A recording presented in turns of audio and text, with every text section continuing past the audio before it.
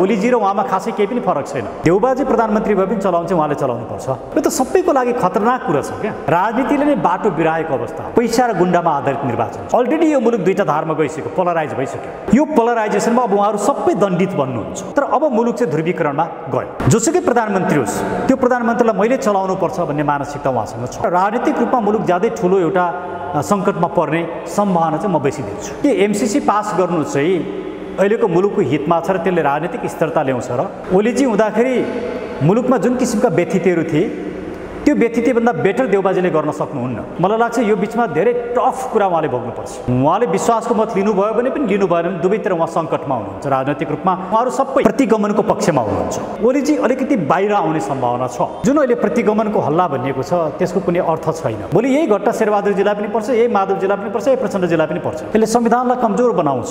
मुलुक चाहिँ राजनीतिक रूपमा एउटा अस्थिर र सङ्कटपूर्ण अवस्थामा पुगेको छ। को सत्तामा बस्ने खेल मात्रै थियो, यो सिद्धान्तको कुरा थिएन। उहाँको अमेरिकन राजदूतसँग एमसीसीको विषयमा कुराकानी भयो। अनि एमाले त प्र्याक्टिकल्ली विभाजित अवस्थामै छ। माधव नेपालजी र खड्ग ओलीजीसँगै मिलेर जान सक्ने अवस्था छैन। उहाँहरू केही कारणले मिल्नु भने त्यो स्वार्थको मिलाइ मात्रै हुन्छ। बदलिँदो राजनीतिक घटनामा क्रममाथि केन्द्रित रहेर कुराकानी गर्नका निम्ति नेपालका लागि नेपाली पार्टीका संस्थापक सदस्य एवं वरिष्ठ अधिवक्ता डाक्टर सुरेन्द्र भण्डारी हामीसँग हुनुहुन्छ। डाक्टर साहब स्वागत छ यहाँलाई। धन्यवाद रिजाल सर। घटनाहरू पेचिलो ढङ्गले परिवर्तित भए। देउबाजी प्रधानमन्त्री हुनुभयो। देउबाजी प्रधानमन्त्री बन्नुको समग्र परिभाषा चाहिँ प्रतिगमन सचिएको हो भनेर परिभाषित गरियो र नेपाली राजनीतिका ठुला राजनीतिक दलहरूले प्रतिगमन सच्यायौँ भन्ने परिभाषा दिनुभयो। देउबाजी ओलीजीको विस्थापन र देउबाजीको आगमनलाई त्यसरी व्याख्या गरिएको छ र सर्वोच्चको फैसलाले देउबाजी प्रधानमन्त्री बन्नुभएको छ। प्रतिगमन केलाई भन्ने र प्रतिगमन सचियो भन्नेहरू सही तर्क गरिराखेका छन् कि गलत तर्क गरिराखेका छन्? राजनीतिमा के भइरहेछ देउबाजीको आगमनपछि यो बताइदिनुहोस् न भण्डारीजी। धन्यवाद रिजाल सर। हाम्रो राजनीतिमा हामी ठुल्ठुला शब्दहरू प्रयोग गर्छौँ। त्यसको अवधारणा के हो भन्ने कुराको हामी विश्लेषण गर्दैनौँ। प्रतिगमन अहिले नेपाली राजनीतिमा प्रयोग गरिने एउटा ठुलो राजनीतिक शब्द हो। तर केलाई प्रतिगमन भन्ने, अर्थात् प्रतिगमन हुनका लागि के भयो भने प्रतिगमन हुन्छ, के भयो भने प्रतिगमन हुँदैन, कस्ता कस्ता पूर्व अवस्था भयो भने प्रतिगमन हुने हो या प्रतिगमन सचिने हो भन्ने विषयमा हाम्रा एउटा क्लियर अवधारणा हामी अगाडि सार्दैनौँ। त्यसैले के हुन्छ भने एउटाले प्रतिगमन भन्छ, अर्कोले प्रतिगमन होइन भन्छ। मेरो दृष्टिकोण चाहिँ के हो भने प्रतिगमन केलाई भन्ने विषयमा केही हामीले यसका फन्डामेन्टल कुराहरूलाई हेर्नुपर्ने हुन्छ। हामीले प्रतिगमन भनेको जुन कुराले मुलुकको हित गर्दैन त्यसलाई प्रतिगमन भनिन्छ। अब मुलुकको हित भनेको के भन्ने प्रश्न आउँछ। मुलुकको हित भन्नाले मुलुकको अस्तित्व जोगिनु पर्यो, मुलुकको सार्वभौमता जोगिनु पर्यो, मुलुकको अखण्डता जोगिनु पर्यो, नागरिकहरूको जीवनस्तरमा वृद्धि हुनु पर्यो, अर्थात् समग्रतामा मुलुकको सीमा जोगिनु पर्यो, मुलुक एसस डिग्निफाइड हुनु पर्यो। अब मुलुक डिग्निफाइड हुँदा त्यहाँका नागरिकहरूको पनि क्वालिफाइड लाइफ हुनु पर्यो। अब यो कुरासँग प्रतिगमनलाई यसरी हेर्ने हो भने जुन अहिले प्रतिगमनको हल्ला भनिएको छ त्यसको कुनै अर्थ छैन एउटा। दोस्रो कुरा, प्रतिगमनलाई चाहिँ लोकतन्त्रसँग जोडेर हेर्ने हो भने, डेमोक्रेसीसँग जोडेर हेर्ने हो भने, डेमोक्रेसीलाई केले कमजोर बनाउँछ त्यो कुरा चाहिँ प्रतिगमन भयो। जे कुराले डेमोक्रेसीलाई मजबुत बनाउँछ त्यो कुरा चाहिँ प्रतिगमन भएन। डेमोक्रेसीको एउटा ठुलो शत्रु भनेको के हो भने फ्लोर क्रस गर्ने, हर्स ट्रेडिङ गर्ने कुराहरू चाहिँ डेमोक्रेसीका शत्रु हुन्, डिफेक्सनका कुराहरू। अर्थात् लोकतन्त्रमा हाम्रो अहिलेको लोकतन्त्र भनेको दलीय शासन प्रणालीमा आधारित लोकतन्त्र हो, जहाँ दलहरूले नागरिकमा गएर मतदाताकामा गएर कम्पिटिसन गर्छन् र उनीहरू निर्वाचित भएर आउँछन् र या त शासनमा जान्छन् या प्रतिपक्षमा बस्छन्। यो भनेको के हो भन्दाखेरि दलीय संरचनाको कुरा हो र उनीहरूले निर्वाचनमा जाँदाखेरि या त स्वतन्त्र रूपमा आउँछन् या त दलबाट आउँछन्। स्वतन्त्र रूपमा आउने सांसदहरूको सङ्ख्या ज्यादै कम हुन्छ अहिले पनि 3 जना मात्रै छन्। उहाँहरू पनि कुनै न कुनै दलसँगै वास्तवमा सम्बन्धित हुनुहुन्छ। त्यसैले जुन दलको एउटा राजनीतिक विचार, दृष्टिकोण, योजना र सिद्धान्तमा चुनाव लडिन्छ, त्यो राजनीतिक दृष्टिकोण र विचारलाई जीवन्तता दिनु चाहिँ के हो भने लोकतन्त्रलाई संस्थागत गर्नु हो। एउटा दलबाट जितेर आउने अनि आफ्नो दलभित्र केही कुराहरू मिलेन, विवाद सिर्जना भयो भनेर त्यो दलको सरकारलाई गिराएर अर्को दलको सरकार बनाउने काम गर्नु चाहिँ त्यो चाहिँ प्रतिगमन हो। यहाँ कुनै पात्रलाई अगाडि राखेर नहेरौँ, ओलीजी फलानाजी राखेर नहेरौँ। भोलि यही घटना शेरबहादुरजीलाई पनि पर्छ, यही माधवजीलाई पनि पर्छ, यही प्रचण्डजीलाई पनि पर्छ। त्यसैले आफ्नो दलको हितलाई या आफ्नो दलप्रतिको आस्थालाई इग्नोर गरेर त्यसलाई समूल रूपमा नष्ट गर्ने गरी अर्को दलको सरकार बनाउने काम गर्नु भनेको चाहिँ अलोकतान्त्रिक मात्रै होइन, प्रतिगमनकारी कदम हो। यस अर्थमा भन्दाखेरि प्रचण्डजी र माधव नेपालजीले गर्नुभएको काम चाहिँ प्रतिगमनकारी छ। मैले यहाँ ओलीजीको समर्थन गरे होइन, त्यो अर्थ नलागोस्। ओलीजीको ठाउँमा प्रचण्डजी हुनुहुन्थ्यो र प्रचण्डजीको ठाउँमा ओलीजी हुनुहुन्थ्यो भने म यही कुरा भन्थेँ। अब अर्को कुरा, देउबाजीले अर्काका दलका सांसदहरूलाई फ्लोर क्रस गर्न लगाएर आफू सरकारमा बस्ने जुन काम गर्नुभयो त्यो आफैमा अलोकतान्त्रिक छ, त्यो प्रतिगमनकारी हो।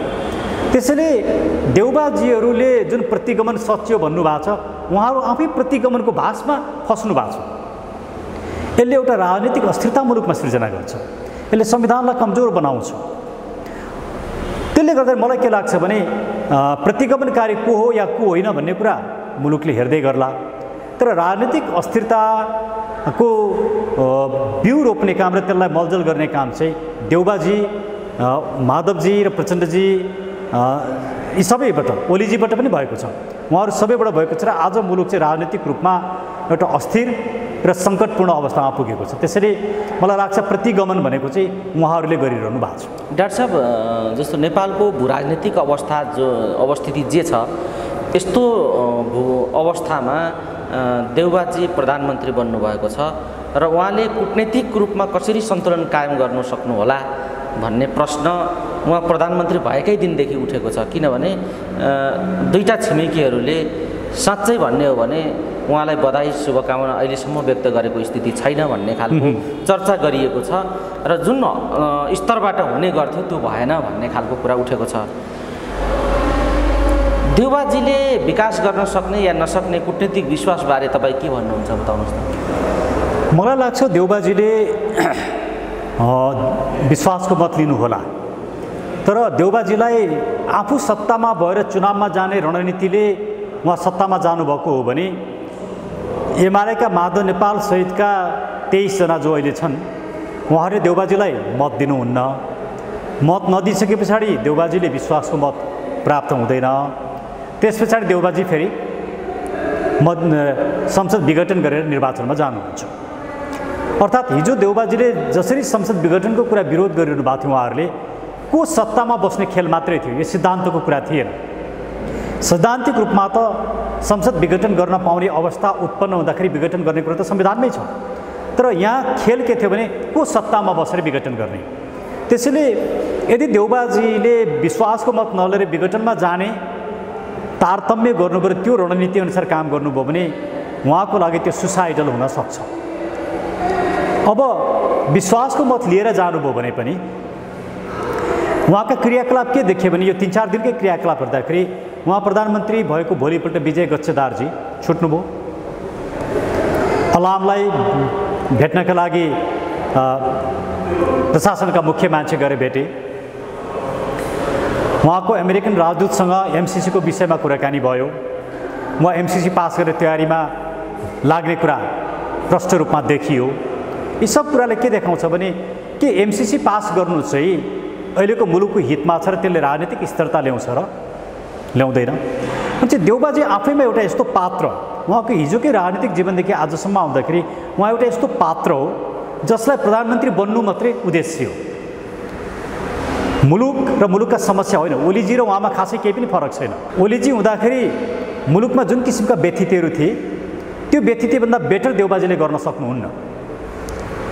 देउबाजी अझ त्योभन्दा एक कदम अगाडि बढ्नुहुन्छ भन्ने कुरो त्यो 3-4 दिनले नै देखाइसक्यो र उहाँका विगतले पनि ती प्रमाणको रूपमा छन्।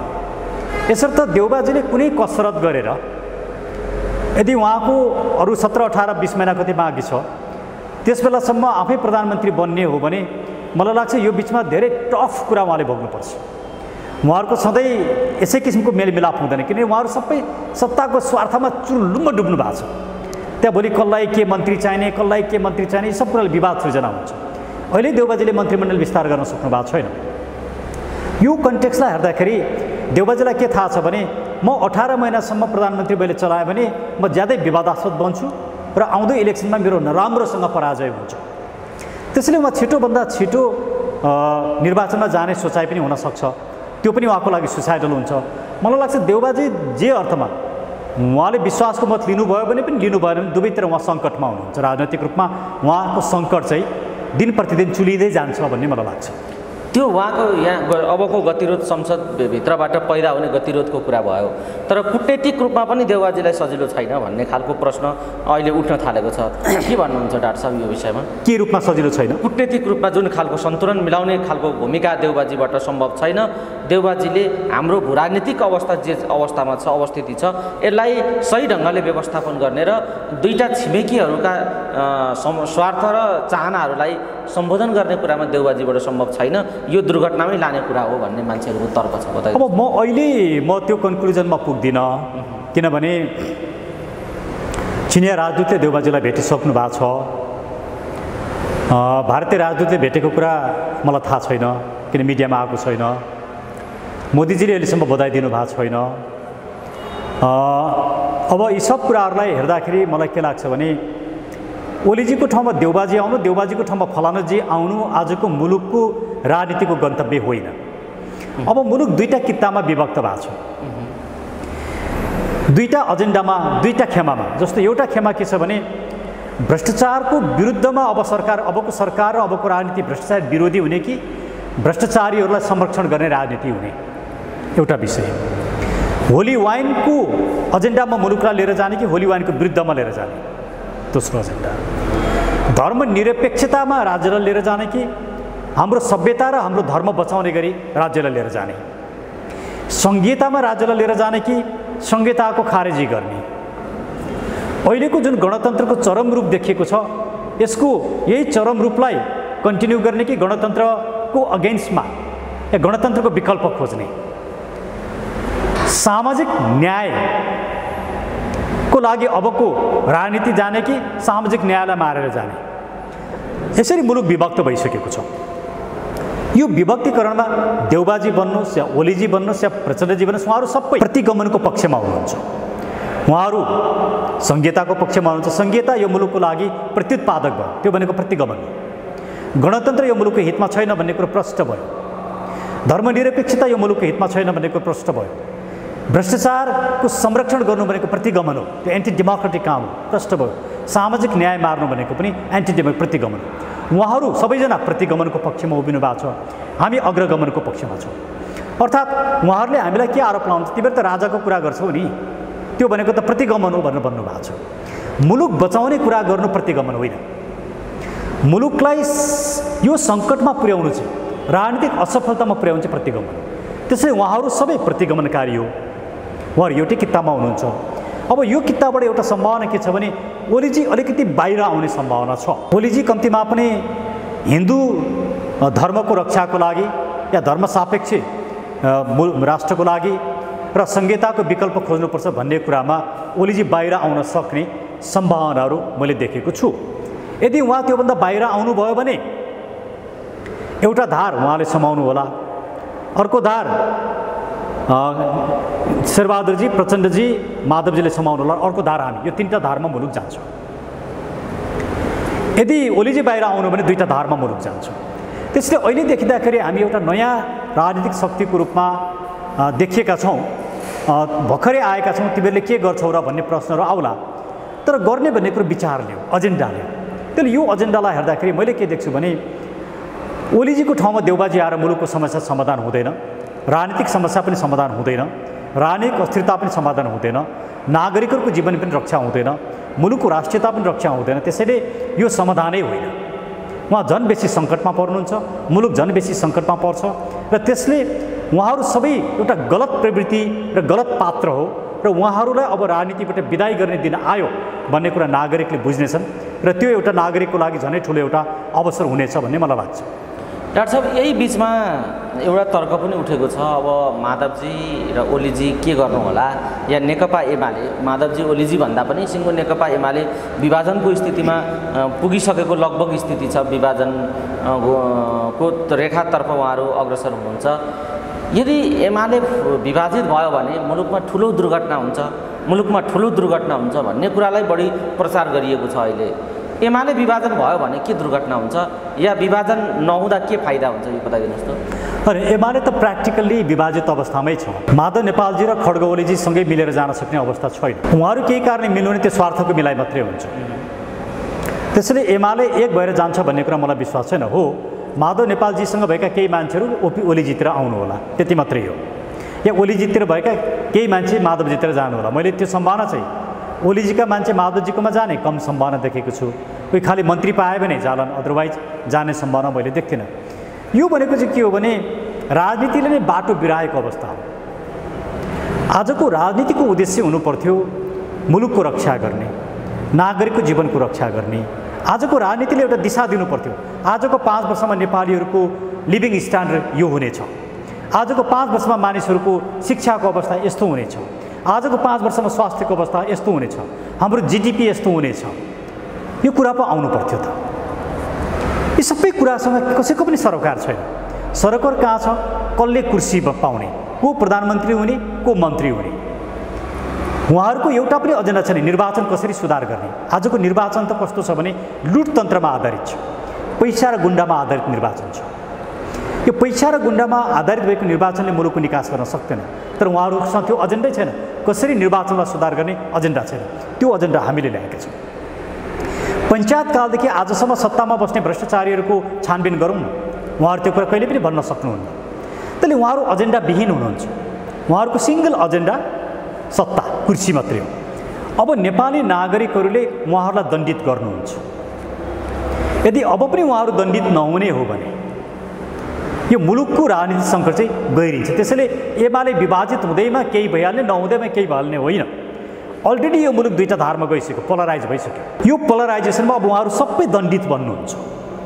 खालि अब एमाले भित्रका केही साथीहरू, काङ्ग्रेस भित्रका केही व्यक्तित्वहरू जसले धर्मनिरपेक्षताको विरुद्धमा उभिनुहुन्छ, जो संहिताको विरुद्धमा उभिनुहुन्छ, जो डेमोक्रेसी र मोनर्कीलाई सँगसँगै लिएर जानुपर्छ भन्ने पक्षमा उभिनुहुन्छ, त्यस्ता साथीहरू चाहिँ एउटा ठुलो मोर्चामा आउनुहुन्छ। त्यो मुलुकको आवश्यकता हो। या त्यो काङ्ग्रेस भित्रै त्यो किसिमको एउटा होला, नेकपा भित्रै होला, एमाले भित्रै होला, या उहाँहरू हामीसँग आउनु होला। तर अब मुलुक चाहिँ ध्रुवीकरणमा गयो। डाक्टर साहब, तपाईँले यसो भन्दै गर्दा जस्तो विपक्षी मोर्चा बनाएर यो परिणाम आउँदासम्मको स्थितिमा जे भूमिका खेल्नुभयो माधवजी, प्रचण्डजी लगायतका अन्य राजनीतिक दलहरू, 5 दलीय मोर्चाले जे भूमिका खेलेको छ नेपाली काङ्ग्रेससहित, त्यो 5 दलीय मोर्चा त्यति नै बलियो ढङ्गले आफ्नो ध्रुवलाई लिएर जान इमान्दार भएर एकडिका भएर अगाडि जान सक्ला? तपाईँलाई त्यस्तो के लाग्छ बताइदिनु? होइन, अब अहिले के छ भने उहाँहरू, किनभने मैले किन यो जिज्ञासा तपाईँलाई राखेँ भने यो सरकार सञ्चालनका निम्ति उच्च स्तरीय एउटा संयन्त्र बनाउनुपर्छ भन्दै हुनुहुन्छ प्रचण्डजी।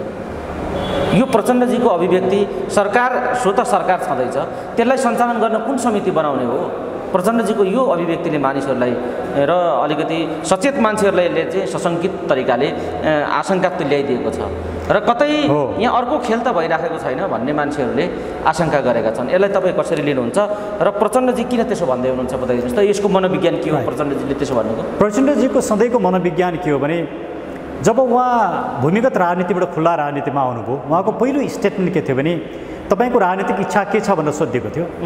मलाई कार्यकारी पावर सहितको राष्ट्र प्रमुख बन्ने मेरो राजनीतिक इच्छा हो भनेर उहाँले भन्नुभएको कुरा मलाई अहिले जस्तो लाग्छ। उहाँ सबै अधिकार आफूले प्रयोग गर्नुपर्छ भन्ने मानसिकता भएको व्यक्ति हो। जोसुकै प्रधानमन्त्री होस् त्यो प्रधानमन्त्रीलाई मैले चलाउनुपर्छ भन्ने मानसिकता उहाँसँग छ। जबकि सरकार एउटा स्वाधीन हुन्छ, इन्डिपेन्डेन्ट हुन्छ, सरकारलाई पार्टीले चलाउने या अर्को कुनै समूहले या गिरोहले चलाउने कुरा हुँदैन डेमोक्रेसीमा। तर प्रचण्डजीको मान्यता के छ भने देउबाजी प्रधानमन्त्री भए पनि चलाउँछ, उहाँले चलाउनुपर्छ। त्यसले सरकार सञ्चालन गर्ने निकाय चाहिन्छ, त्यो आफैमा अनकन्स्टिट्युसनल हो, त्यो संवैधानले यो परिकल्पनै गर्दैन। उहाँ सधैँ यस्तै अनकन्स्टिट्युसनल कुरा गरेर आफूलाई पावर सेन्टरमा राख्न चाहनुहुन्छ। भोलि यही कारणले देउबाजी र उहाँहरूको बिचमा ठुलो कटुता सृजना हुन्छ। एकछिन मान्नुहोस् न, प्रचण्डजीका 48 जना सांसद सदस्यहरूले देउबाजीलाई त्यसमध्येका 20 जनाले भोट दिएनन् भने प्रचण्डजीले के गर्न सक्नुहुन्छ? किनकि अहिलेको निर्णयले त, अदालतको निर्णयले त फ्लोर क्रस गर्नलाई दिइसक्यो। भोलि शेरबहादुरजीकै काङ्ग्रेसका सदस्यहरूले दिएनन् भने शेरबहादुरजीले के गर्नुहुन्छ? यो त सबैको लागि खतरनाक कुरा छ क्या। उहाँहरू आज सत्तामा जानुभयो, प्रधानमन्त्री बन्नुभयो, त्यसैले हौसिनु पर्ने कारण छैन यहाँ।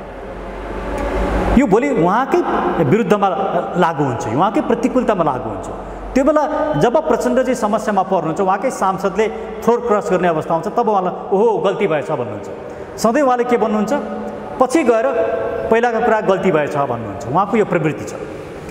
प्रचण्डजीको एउटै मात्रै उद्देश्य पावरलाई आफ्नो हातमा केन्द्रीकृत गर्ने। त्यसले यो मुलुकको राजनीतिमा प्रचण्डजीलाई जसरी एउटा डायनामिक्स मान्छे भनिन्छ नि, मलाई त्यस्तो लाग्दैन। उहाँ चाहिँ पावर मङ्गर हो। त्यो पावर मङ्गर जुन प्रवृत्ति उहाँसँग देखिएको छ, त्यो प्रवृत्तिले उहाँको राजनीतिक हाइट जुन थियो त्यसलाई स्खलित गर्छ र उहाँकै राजनीतिको एउटा जुन डिग्निटी थियो त्यसको विरुद्धमा त्यो जान्छ र भोलि उहाँलाई नै पश्चाताप हुन्छ भन्ने मलाई लाग्छ। तपाईँलाई जे आशंका लागिरहेको छ, जे प्रचण्डबारे तपाईँको मूल्याङ्कन छ नि, यो स्थितिमा अब देउबाजीको अर्थात् नेपाली काङ्ग्रेसको समीकरण बदलिन सक्छ भन्ने हो तपाईँको कुरा? कुनै पनि दिन बदलिन्छ समीकरण। अब यो जहाँ स्वार्थ बाजिन्छ नि, अहिलेसम्म उहाँहरूको स्वार्थ ओलीलाई समाप्त पार्नु छ, त्यो हदसम्म उहाँहरू मिल्नु भएको छ।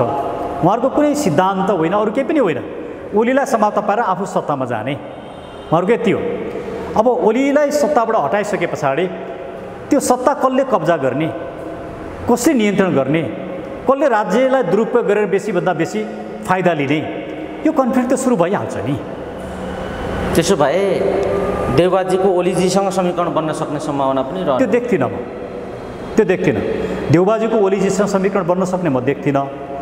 अब कसैसँग समीकरण बन्न नसक्ने, सबैको एउटाको अर्कोसँगको तिक्तता बढ्ने र राजनीतिक रूपमा मुलुक ज्यादै ठुलो एउटा सङ्कटमा पर्ने सम्भावना चाहिँ म बेसी देख्छु। सही तर्क गरिराखेका छन् कि गलत तर्क गरिराखेका छन्? राजनीतिमा के भइरहेछ देउबाजीको आगमनपछि, यो बताइदिनुहोस् त भण्डारीजी।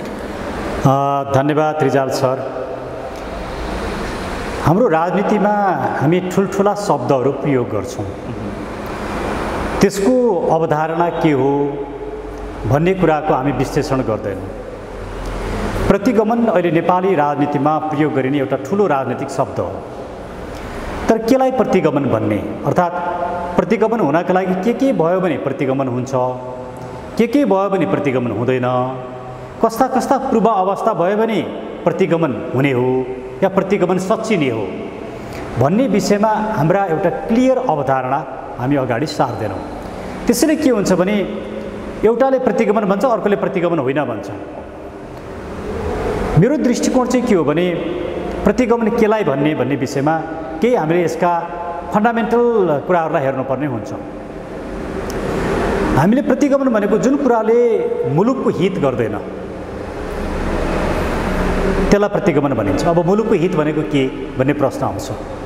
मुलुकको हित भन्नाले मुलुकको अस्तित्व जोगिनु पर्यो, मुलुकको सार्वभौमता जोगिनु पर्यो, मुलुकको अखण्डता जोगिनु पर्यो, नागरिकहरूको जीवन स्तरमा वृद्धि हुनु पर्यो, अर्थात् समग्रतामा मुलुकको सीमा जोगिनु पर्यो, मुलुक यसस डिग्निफाइड हुनु पर्यो। अब मुलुक डिग्निफाइड हुँदा त्यहाँका नागरिकहरूको पनि क्वालिफाइड लाइफ हुनु पर्यो। अब यो कुरासँग प्रतिगमनलाई यसरी हेर्ने हो भने जुन अहिले प्रतिगमनको हल्ला भनिएको छ त्यसको कुनै अर्थ छैन एउटा। दोस्रो कुरा, प्रतिगमनलाई चाहिँ लोकतन्त्रसँग जोडेर हेर्ने हो भने, डेमोक्रेसीसँग जोडेर हेर्ने हो भने, डेमोक्रेसीलाई केले कमजोर बनाउँछ त्यो कुरा चाहिँ प्रतिगमन भयो। जे कुराले डेमोक्रेसीलाई मजबुत बनाउँछ त्यो कुरा चाहिँ प्रतिगमन भएन। डेमोक्रेसीको एउटा ठुलो शत्रु भनेको के हो भने फ्लोर क्रस गर्ने, हर्स ट्रेडिङ गर्ने कुराहरू चाहिँ डेमोक्रेसीका शत्रु हुन्, डिफेक्सनका कुराहरू। अर्थात् लोकतन्त्रमा हाम्रो अहिलेको लोकतन्त्र भनेको दलीय शासन प्रणालीमा आधारित लोकतन्त्र हो, जहाँ दलहरूले नागरिकमा गएर मतदाताकामा गएर कम्पिटिसन गर्छन् र उनीहरू निर्वाचित भएर आउँछन् र या त शासनमा जान्छन् या प्रतिपक्षमा बस्छन्। यो भनेको के हो भन्दाखेरि दलीय संरचनाको कुरा हो र उनीहरूले निर्वाचनमा जाँदाखेरि या त स्वतन्त्र रूपमा आउँछन् या त दलबाट आउँछन्। स्वतन्त्र रूपमा आउने सांसदहरूको सङ्ख्या ज्यादै कम हुन्छ, अहिले पनि 3 जना मात्रै छन्। उहाँहरू पनि कुनै न कुनै दलसँगै अवस्थामा सम्बन्धित हुनुहुन्छ।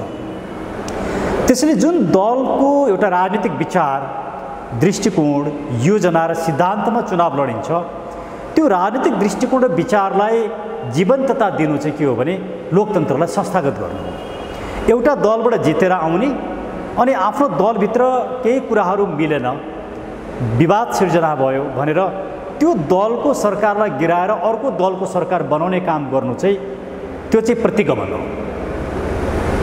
यहाँ कुनै पात्रलाई अगाडि राखेर नहेरौँ, ओलीजी फलानाजी राखेर नहेरौँ। भोलि यही घट्टा शेरबहादुरजीलाई पनि पर्छ, यही माधवजीलाई पनि पर्छ, यही प्रचण्डजीलाई पनि पर्छ। त्यसैले आफ्नो दलको हितलाई या आफ्नो दलप्रतिको आस्थालाई इग्नोर गरेर त्यसलाई समूल रूपमा नष्ट गर्ने गरी अर्को दलको सरकार बनाउने काम गर्नु भनेको चाहिँ अलोकतान्त्रिक मात्रै होइन, प्रतिगमनकारी कदम हो। यस अर्थमा भन्दाखेरि प्रचण्डजी र माधव नेपालजीले गर्नुभएको काम चाहिँ प्रतिगमनकारी छ। मैले यहाँ ओलीजीको समर्थन गरे होइन, त्यो अर्थ नलागोस्। ओलीजीको ठाउँमा प्रचण्डजी हुनुहुन्थ्यो र प्रचण्डजीको ठाउँमा ओलीजी हुनुहुन्थ्यो भने म यही कुरा भन्थेँ। अब अर्को कुरा, देउबाजीले अर्काका दलका सांसदहरूलाई फ्लोर क्रस गर्न लगाएर आफू सरकारमा बस्ने जुन काम गर्नुभयो त्यो आफैमा अलोकतान्त्रिक छ, त्यो प्रतिगमनकारी हो। त्यसैले देउबाजीहरूले जुन प्रतिगमन सच्यो भन्नुभएको छ, उहाँहरू आफै प्रतिगमनको भाषमा फस्नु भएको छ। यसले एउटा राजनीतिक अस्थिरता मुलुकमा सिर्जना गर्छ, यसले संविधानलाई कमजोर बनाउँछ। त्यसले गर्दा मलाई के लाग्छ भने प्रतिगमनकारी को हो या को होइन भन्ने कुरा मुलुकले हेर्दै गर्ला। तर राजनीतिक अस्थिरताको बिउ रोप्ने काम र त्यसलाई मलजल गर्ने काम चाहिँ देउबाजी, माधवजी र प्रचण्डजी यी सबैबाट, ओलीजीबाट पनि भएको छ, उहाँहरू सबैबाट भएको छ। र आज मुलुक चाहिँ राजनीतिक रूपमा एउटा अस्थिर र सङ्कटपूर्ण अवस्थामा पुगेको छ। त्यसैले मलाई लाग्छ प्रतिगमन भनेको चाहिँ उहाँहरूले गरिरहनु भएको छ। डाक्टर साहब, जस्तो नेपालको भू राजनीतिक अवस्थिति जे छ, यस्तो अवस्थामा देउबाजी प्रधानमन्त्री बन्नुभएको छ र उहाँले कूटनीतिक रूपमा कसरी सन्तुलन कायम गर्न सक्नुहोला भन्ने प्रश्न उहाँ प्रधानमन्त्री भएकै दिनदेखि उठेको छ। किनभने दुईटा छिमेकीहरूले साँच्चै भन्ने हो भने उहाँलाई बधाई शुभकामना अहिलेसम्म व्यक्त गरेको स्थिति छैन भन्ने खालको चर्चा गरिएको छ र जुन स्तरबाट हुने गर्थ्यो त्यो भएन भन्ने खालको कुरा उठेको छ। देउबाजीले विकास गर्न सक्ने या नसक्ने कूटनीतिक विश्वासबारे तपाईँ के भन्नुहुन्छ, बताउनुहोस् न। मलाई लाग्छ देउबाजीले विश्वासको मत लिनुहोला, तर देउबाजीलाई आफू सत्तामा भएर चुनावमा जाने रणनीतिले उहाँ सत्तामा जानुभएको हो भने एमालेका माधव नेपाल सहितका 23 जना जो अहिले छन् उहाँहरूले देउबाजीलाई मत दिनुहुन्न। मत नदिइसके पछाडि देउबाजीले विश्वासको मत प्राप्त हुँदैन। त्यस पछाडि देउबाजी फेरि संसद विघटन गरेर निर्वाचनमा जानुहुन्छ। अर्थात् हिजो देउबाजीले जसरी संसद विघटनको कुरा विरोध गरिरहनु भएको थियो, उहाँहरूले को सत्तामा बस्ने खेल मात्रै थियो, यो सिद्धान्तको कुरा थिएन। सैद्धान्तिक रूपमा त संसद विघटन गर्न पाउने अवस्था उत्पन्न हुँदाखेरि विघटन गर्ने कुरा त संविधानमै छ, तर यहाँ खेल के थियो भने को सत्तामा बसेर विघटन गर्ने। त्यसैले यदि देउबाजीले विश्वासको मत नलिएर विघटनमा जाने तारतम्य गर्नुभयो, त्यो रणनीति अनुसार काम गर्नुभयो भने उहाँको लागि त्यो सुसाइडल हुन सक्छ। अब विश्वासको मत लिएर जानुभयो भने पनि उहाँका क्रियाकलाप के देखियो भने यो 3-4 दिनकै क्रियाकलाप हेर्दाखेरि उहाँ प्रधानमन्त्री भएको भोलिपल्ट विजय गच्छेदारजी छुट्नुभयो। अलामलाई भेट्नका लागि प्रशासनका मुख्य मान्छे गएर भेटे। उहाँको अमेरिकन राजदूतसँग एमसीसीको विषयमा कुराकानी भयो। उहाँ एमसीसी पास गरेर तयारीमा लाग्ने कुरा प्रष्ट रूपमा देखियो। यी सब कुराले के देखाउँछ भने के एमसीसी पास गर्नु चाहिँ अहिलेको मुलुकको हितमा छ र त्यसले राजनीतिक स्थिरता ल्याउँछ र ल्याउँदैन? अनि देउबाजी आफैमा एउटा यस्तो पात्र, उहाँको हिजोकै राजनीतिक जीवनदेखि आजसम्म आउँदाखेरि उहाँ एउटा यस्तो पात्र हो जसलाई प्रधानमन्त्री बन्नु मात्रै उद्देश्य हो। मुलुक र मुलुकका समस्या होइन। ओलीजी र उहाँमा खासै केही पनि फरक छैन। ओलीजी हुँदाखेरि मुलुकमा जुन किसिमका व्यथितिहरू थिए त्यो व्यथितिभन्दा बेटर देउबाजीले गर्न सक्नुहुन्न। देउबाजी अझ त्योभन्दा एक कदम अगाडि बढ्नुहुन्छ भन्ने कुरो त्यो 3-4 दिनले नै देखाइसक्यो र उहाँका विगतले पनि ती प्रमाणको रूपमा छन्। यसर्थ देउबाजीले कुनै कसरत गरेर यदि उहाँको अरू 17, 18, 20 महिना कति बाँकी छ त्यस बेलासम्म आफै प्रधानमन्त्री बन्ने हो भने मलाई लाग्छ यो बिचमा धेरै टफ कुरा उहाँले भोग्नुपर्छ। उहाँहरूको सधैँ यसै किसिमको मेलमिलाप हुँदैन किनभने उहाँहरू सबै सत्ताको स्वार्थमा चुरुलुम्म डुब्नु भएको छ। त्यहाँ भोलि कसलाई के मन्त्री चाहिने, कसलाई के मन्त्री चाहिने, यी सब कुराले विवाद सृजना हुन्छ। अहिले देउबाजीले मन्त्रीमण्डल विस्तार गर्न सक्नु भएको छैन। यो कन्टेक्स्टलाई हेर्दाखेरि देउबाजीलाई के थाहा छ भने म 18 महिनासम्म प्रधानमन्त्री मैले चलाएँ भने म ज्यादै विवादास्पद बन्छु र आउँदो इलेक्सनमा मेरो राम्रोसँग पराजय हुन्छ। त्यसैले उहाँ छिटोभन्दा छिटो निर्वाचनमा जाने सोचाइ पनि हुनसक्छ। त्यो पनि उहाँको लागि सुसाइडल हुन्छ। मलाई लाग्छ देउबाजी जे अर्थमा उहाँले विश्वासको मत लिनुभयो भने पनि लिनु भएन भने दुवैतिर उहाँ सङ्कटमा हुनुहुन्छ। राजनैतिक रूपमा उहाँको सङ्कट चाहिँ दिन प्रतिदिन चुलिँदै जान्छ भन्ने मलाई लाग्छ। त्यो उहाँको यहाँ अबको गतिरोध संसद भित्रबाट पैदा हुने गतिरोधको कुरा भयो, तर कूटनीतिक रूपमा पनि देउबाजीलाई सजिलो छैन भन्ने खालको प्रश्न अहिले उठ्न थालेको छ। के भन्नुहुन्छ डाक्टर साहब यो विषयमा? के रूपमा सजिलो छैन? कूटनीतिक रूपमा जुन खालको सन्तुलन मिलाउने खालको भूमिका देउबाजीबाट सम्भव छैन। देउबाजीले हाम्रो राजनीतिक अवस्था जे अवस्थामा छ, अवस्थिति छ, यसलाई सही ढङ्गले व्यवस्थापन गर्ने र दुईटा छिमेकीहरूका स्वार्थ र चाहनाहरूलाई सम्बोधन गर्ने कुरामा देउबाजीबाट सम्भव छैन। यो दुर्घटनामै लाने कुरा हो भन्ने मान्छेहरूको तर्क छ। बताइ अब म त्यो कन्क्लुजनमा पुग्दिनँ किनभने चिनिया राजदूतले देउबाजीलाई भेटिसक्नु भएको छ। भारतीय राजदूतले भेटेको कुरा मलाई थाहा छैन किन मिडियामा आएको छैन। मोदीजीले अहिलेसम्म बधाई दिनुभएको छैन। अब यी सब कुराहरूलाई हेर्दाखेरि मलाई के लाग्छ भने ओलीजीको ठाउँमा देउबाजी आउनु, देउबाजीको ठाउँमा फलानाजी आउनु आजको मुलुकको राजनीतिको गन्तव्य होइन। अब मुलुक दुईटा कित्तामा विभक्त भएको छ, दुईटा एजेन्डामा, दुईटा खेमामा। जस्तो एउटा खेमा के छ भने भ्रष्टाचारको विरुद्धमा अब अबको सरकार र अबको राजनीति भ्रष्टाचार विरोधी हुने कि भ्रष्टाचारीहरूलाई संरक्षण गर्ने राजनीति हुने एउटा विषय। होली वाइनको एजेन्डामा मुलुकलाई लिएर जाने कि होली वाइनको विरुद्धमा लिएर जाने दोस्रो एजेन्डा। धर्मनिरपेक्षतामा राज्यलाई लिएर जाने कि हाम्रो सभ्यता र हाम्रो धर्म बचाउने गरी राज्यलाई लिएर जाने। संघीयतामा राज्यलाई लिएर जाने कि संघीयताको खारेजी गर्ने। अहिलेको जुन गणतन्त्रको चरम रूप देखिएको छ यसको यही चरम रूपलाई कन्टिन्यू गर्ने कि गणतन्त्रको अगेन्स्टमा या गणतन्त्रको विकल्प खोज्ने। सामाजिक न्यायको लागि अबको राजनीति जाने कि सामाजिक न्यायलाई मारेर जाने। यसरी मुलुक विभक्त भइसकेको छ। यो विभक्तिकरणमा देउबाजी बन्नुहोस् या ओलीजी बन्नुहोस् या प्रचण्डजी बन्नुहोस् उहाँहरू सबै प्रतिगमनको पक्षमा हुनुहुन्छ। उहाँहरू संघीयताको पक्षमा हुनुहुन्छ। संघीयता यो मुलुकको लागि प्रत्युत्पादक भयो, त्यो भनेको प्रतिगमन हो। गणतन्त्र यो मुलुकको हितमा छैन भन्ने कुरो प्रष्ट भयो। धर्मनिरपेक्षता यो मुलुकको हितमा छैन भन्ने कुरो प्रष्ट भयो। भ्रष्टाचारको संरक्षण गर्नु भनेको प्रतिगमन हो, त्यो एन्टी डेमोक्रेटिक काम हो, प्रष्ट भयो। सामाजिक न्याय मार्नु भनेको पनि एन्टी प्रतिगमन हो। उहाँहरू सबैजना प्रतिगमनको पक्षमा उभिनु भएको छ, हामी अग्रगमनको पक्षमा छौँ। अर्थात् उहाँहरूले हामीलाई के आरोप लाउनुहुन्छ, तिमीहरू त राजाको कुरा गर्छौ नि, त्यो भनेको त प्रतिगमन हो भनेर भन्नुभएको छ। मुलुक बचाउने कुरा गर्नु प्रतिगमन होइन। मुलुकलाई यो सङ्कटमा पुर्याउनु चाहिँ, राजनीतिक असफलतामा पुर्याउनु चाहिँ प्रतिगमन। त्यसैले उहाँहरू सबै प्रतिगमनकारी हो। उहाँहरू एउटै कित्तामा हुनुहुन्छ। अब यो कित्ताबाट एउटा सम्भावना के छ भने ओलीजी अलिकति बाहिर आउने सम्भावना छ। ओलीजी कम्तीमा पनि हिन्दू धर्मको रक्षाको लागि या धर्मसापेक्ष राष्ट्रको लागि र संहिताको विकल्प खोज्नुपर्छ भन्ने कुरामा ओलीजी बाहिर आउन सक्ने सम्भावनाहरू मैले देखेको छु। यदि उहाँ त्योभन्दा बाहिर आउनुभयो भने एउटा धार उहाँले समाउनु होला, अर्को धार शेरबहादुरजी, प्रचण्डजी, माधवजीले समाउनु होला, अर्को धार हामी। यो तीनटा धारमा मुलुक जान्छ। यदि ओलीजी बाहिर आउनु भने दुईटा धारमा मुलुक जान्छ। त्यसले अहिले देखिँदाखेरि हामी एउटा नयाँ राजनीतिक शक्तिको रूपमा देखिएका छौँ, भर्खरै आएका छौँ। तिमीहरूले के गर्छौ र भन्ने प्रश्नहरू आउला, तर गर्ने भन्ने कुरो विचार ल्याऊ, एजेन्डा ल्याऊ। त्यसले यो एजेन्डालाई हेर्दाखेरि मैले के देख्छु भने ओलीजीको ठाउँमा देउबाजी आएर मुलुकको समस्या समाधान हुँदैन, राजनीतिक समस्या पनि समाधान हुँदैन, राजनीतिक अस्थिरता पनि समाधान हुँदैन, नागरिकहरूको जीवन पनि रक्षा हुँदैन, मुलुकको राष्ट्रियता पनि रक्षा हुँदैन। त्यसैले यो समाधानै होइन। उहाँ झन् बेसी सङ्कटमा पर्नुहुन्छ, मुलुक झन् बेसी सङ्कटमा पर्छ र त्यसले उहाँहरू सबै एउटा गलत प्रवृत्ति र गलत पात्र हो र उहाँहरूलाई अब राजनीतिबाट विदाई गर्ने दिन आयो भन्ने कुरा नागरिकले बुझ्नेछन् र त्यो एउटा नागरिकको लागि झनै ठुलो एउटा अवसर हुनेछ भन्ने मलाई लाग्छ।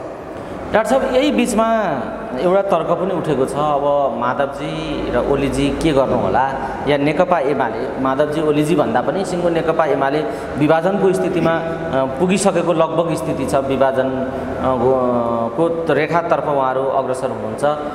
यदि एमाले विभाजित भयो भने मुलुकमा ठुलो दुर्घटना हुन्छ भन्ने कुरालाई बढी प्रचार गरिएको छ अहिले। एमाले विभाजन भयो भने के दुर्घटना हुन्छ या विभाजन नहुँदा के फाइदा हुन्छ, यो बताइदिनुहोस् त। अरे एमाले त प्र्याक्टिकल्ली विभाजित अवस्थामै छ। माधव नेपालजी र खड्ग ओलीजीसँगै मिलेर जान सक्ने अवस्था छैन। उहाँहरू केही कारणले मिल्नु भने त्यो स्वार्थको मिलाइ मात्रै हुन्छ। त्यसैले एमाले एक भएर जान्छ भन्ने कुरा मलाई विश्वास छैन। हो, माधव नेपालजीसँग भएका केही मान्छेहरू ओलीजीतिर आउनु होला, त्यति मात्रै हो। या ओलीजीतिर भएका केही मान्छे माधवजीतिर जानु होला। मैले त्यो सम्भावना चाहिँ ओलीजीका मान्छे माधवजीकोमा जाने कम सम्भावना देखेको छु। कोही खालि मन्त्री पाए भने जालन, अदरवाइज जाने सम्भावना मैले देख्दिनँ। यो भनेको चाहिँ के हो भने राजनीतिले नै बाटो बिराएको अवस्था हो।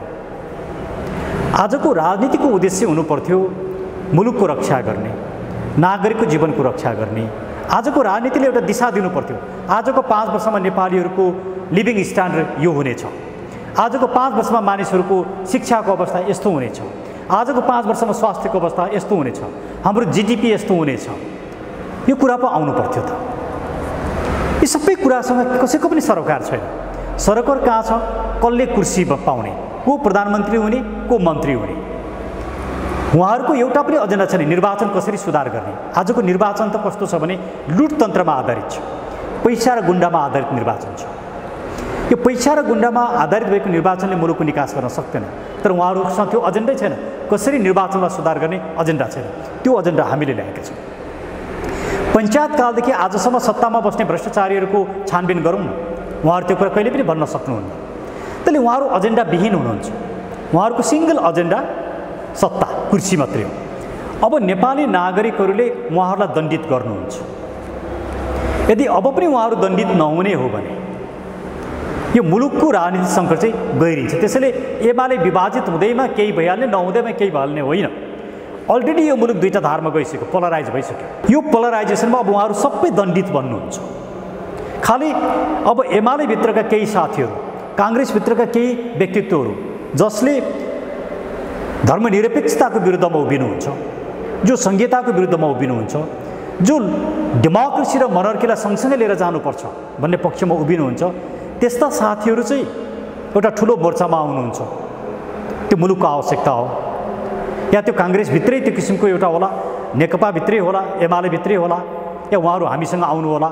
तर अब मुलुक चाहिँ ध्रुवीकरणमा गयो। डाक्टर साहब, तपाईँले यसो भन्दै गर्दा जस्तो विपक्षी मोर्चा बनाएर यो परिणाम आउँदासम्मको स्थितिमा जे भूमिका खेल्नुभयो माधवजी, प्रचण्डजी लगायतका अन्य राजनीतिक दलहरू, 5 दलीय मोर्चाले जे भूमिका खेलेको छ नेपाली काङ्ग्रेससहित, त्यो 5 दलीय मोर्चा त्यति नै बलियो ढङ्गले आफ्नो ध्रुवलाई लिएर जान इमान्दार भएर एकडिका भएर अगाडि जान सक्ला? तपाईँलाई त्यस्तो के लाग्छ बताइदिनु। होइन, अब अहिले के छ भने उहाँहरू, किनभने मैले किन यो जिज्ञासा तपाईँलाई राखेँ भने यो सरकार सञ्चालनका निम्ति उच्च स्तरीय एउटा संयन्त्र बनाउनुपर्छ भन्दै हुनुहुन्छ प्रचण्डजी।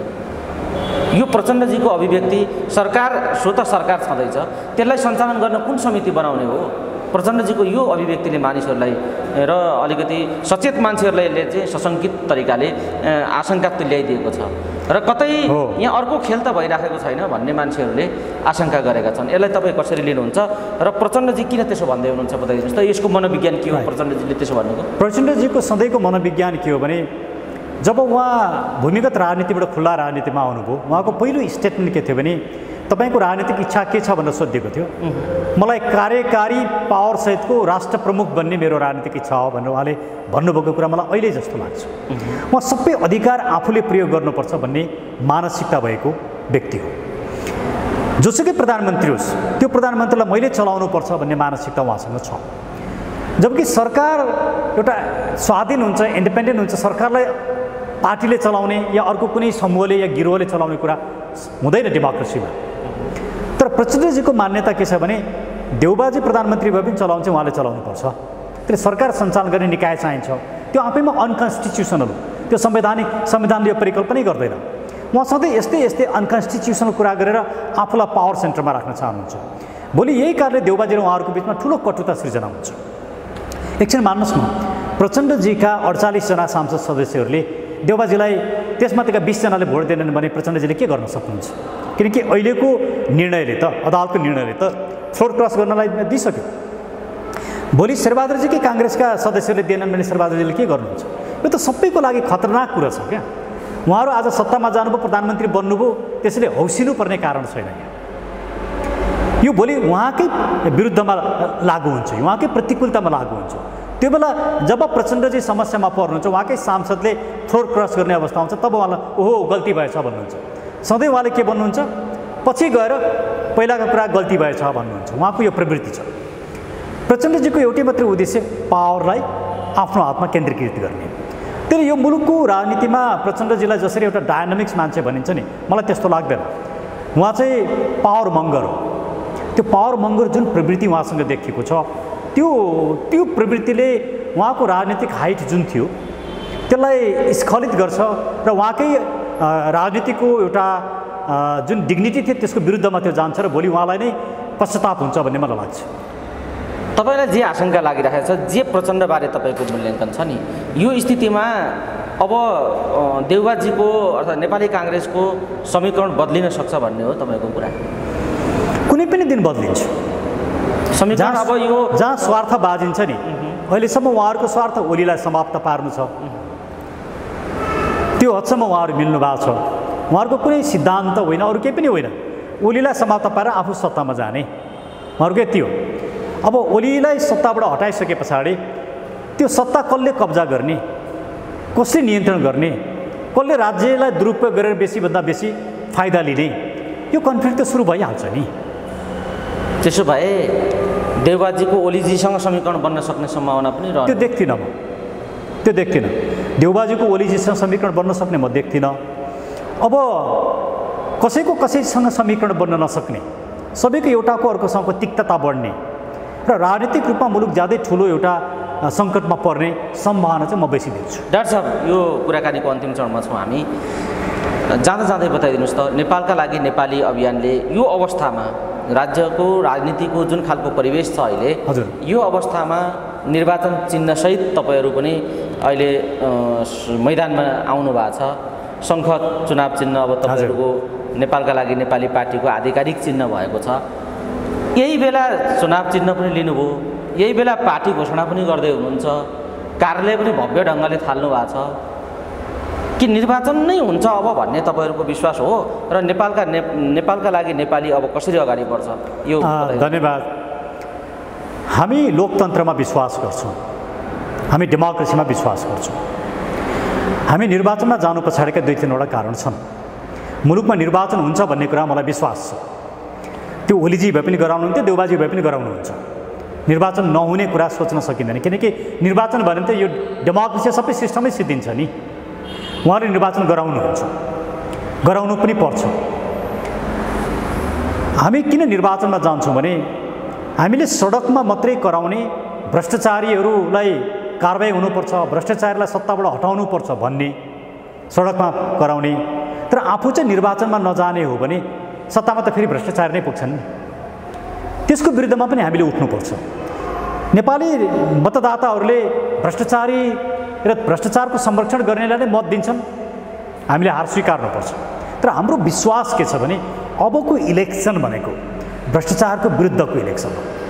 त्यसैले अब जो यो 32 वर्षसम्म सत्तामा रहे, जसरी मुलुकलाई तबाह गरे, उहाँहरूको पराजय निश्चित छ। एउटा दोस्रो कुरो, हिजो श्रावण 1 गते श्रावणी सङ्क्रान्तिका दिन लुतो फाल्ने एउटा हाम्रो परम्पराका दिन हामीले शङ्ख चुनाव चिन्ह निर्वाचन आयोगबाट पाएका छौँ। यसको एउटा सिम्बोलिक अर्थ छ। शङ्ख घोष, हामी भ्रष्टाचारको विरुद्धमा शङ्ख घोष गर्दैछौँ, हामी लुटतन्त्रको विरुद्धमा शङ्ख घोष गर्दैछौँ, हामी व्यथितिको विरुद्धमा शङ्ख घोष गर्दैछौँ, हामी होली वाइनको विरुद्धमा शङ्ख घोष गर्दैछौँ, हामी संहिताको विरुद्धमा शङ्ख घोष गर्दैछौँ, हामी धर्मनिरपेक्षताको विरुद्धमा शङ्ख घोष गर्दैछौँ, हामी गणतन्त्रको विरुद्धमा शङ्ख घोष गर्दैछौँ, सामाजिक न्यायको लागि शङ्ख घोष गर्दैछौँ। त्यसले हामी जे कुराको लागि शङ्ख घोष गर्दैछौँ त्यसको एउटा प्रतीकात्मक अर्थ के हो भन्दाखेरि अब मुलुकका यी समस्या जसले सृजना गरे ती व्यक्ति, ती पात्रहरू र ती दलहरूको विकल्प मात्रै होइन कि मुलुकको राजनीतिक मूलधारको रूपमा अब नेपालका लागि नेपाली खडा भएको छ भन्ने प्रष्ट एउटा सन्देश हो। अब यो सन्देशको टेस्ट त पिपलले गर्नुपर्छ। भोलि मान्नुहोस् हामी सबैको जमानत जफ्त भयो, पिपलले हामीलाई पत्याएनन्, हामीले स्वीकार गर्नु पर्यो, ए पिपल त भ्रष्टाचारलाई नै चाहँदो रहेछन्, हामी स्वीकारौँ। तर मेरो विश्वास के छ भने अब पिपलले भ्रष्टाचारलाई चाहँदैनन्। अब पिपलले कम्तीमा 1 भोट पृथ्वीनारायण शाहलाई दिन्छन्। त्यसैले हामीले पृथ्वीवाद, हाम्रो सिद्धान्त, हाम्रो राजनीतिक सिद्धान्त नै पृथ्वीवाद हो। पृथ्वीनारायण शाहको नाममा 1 भोट आउँछ, बुद्धको नाममा 1 भोट आउँछ, हाम्रो विभूतिहरूको नाममा 1 भोट आउँछ, जनकको नाममा 1 भोट आउँछ। हामीले हाम्रा विभूतिहरूको सिद्धान्त, विभूतिहरूको आदर्श बोकेका छौँ। त्यसले हामीलाई पूर्ण रूपमा विश्वास छ अबको इलेक्सन नेपालका लागि नेपालीको निर्वाचन, अबको निर्वाचन नेपालीको, अबको निर्वाचन नेपालको। त्यसैले अबको निर्वाचन नेपालका लागि नेपालीको। यो नेपालका लागि नेपाली एउटा त्यस्तो शक्ति हो, यसलाई पराजित गर्न अब सकिँदैन, कसैले पनि सक्दैन। तर हाम्रो च्यालेन्ज गर्ने हामी आफै हौँ। हामीले गलत काम गऱ्यौँ, हामीले ठिक काम गर्न सकेनौँ भने हामी हाम्रै विरुद्धका चुनौती हौँ। हामीले यदि राम्रो काम गऱ्यौँ, राम्रो एजेन्डा बोक्यौँ, राजनीतिप्रति हामी निष्ठावान रह्यौँ भने अब हामीलाई पराजित गर्न कसैले पनि सक्दैन। हस् डाक्टर साहब, अमूल्य समय दिनुभयो। यो समय र संवादका लागि यहाँलाई धेरै धेरै धन्यवाद। यहाँलाई पनि धन्यवाद।